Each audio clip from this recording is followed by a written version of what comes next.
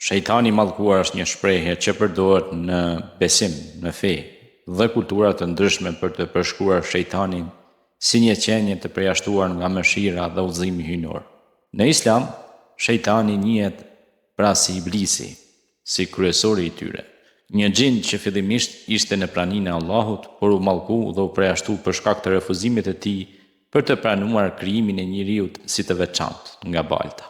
Kur Zoti kërkoi krijesave të tij të përulen për Ademit si shenjë derimi për krijimin e tij, Iblisi për shkak të krenarisë së tij refuzoi dhe argumentoi se ishte bërë prej zjarrit, ndërsa njeriu prej dheut, duke besuar kështu se ishte më superior. Për këtë arrogancë dhe mosbindje, ai u përjashtua dhe u mallkua nga mëshira e Zotit. Në Kur'an, Iblisi përmendet në disa ajete ku tregohet historia e tij dhe misioni i tij për të devijuar njerëzit nga rruga e drejtë.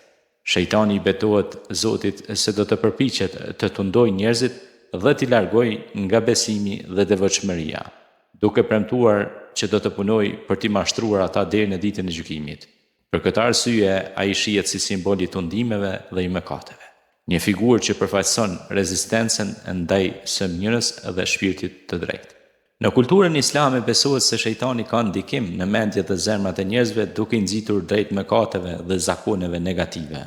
Por ky ndikim nuk është absolut. Njerëzit kanë lirinë e zgjedhjes dhe mund të kërkojnë mbrojtje nga Zoti duke thënë Audhu billahi minash shaitanir rajim. Mendimin e Allahut mbrohem nga shejtani i mallkuar, përmes lutjeve, adhurimit dhe përforcimit të vlerave morale. Në shumë raste, njerëzit lexojnë pjesë të Kuranit si surën Felek, surën Nas, që quhen dy mbrojtëset, siç tha dhe Muhamedi a.s. Pra, lutjet mbrojtëse kundër ndikimit të shejtanit të mallkuar.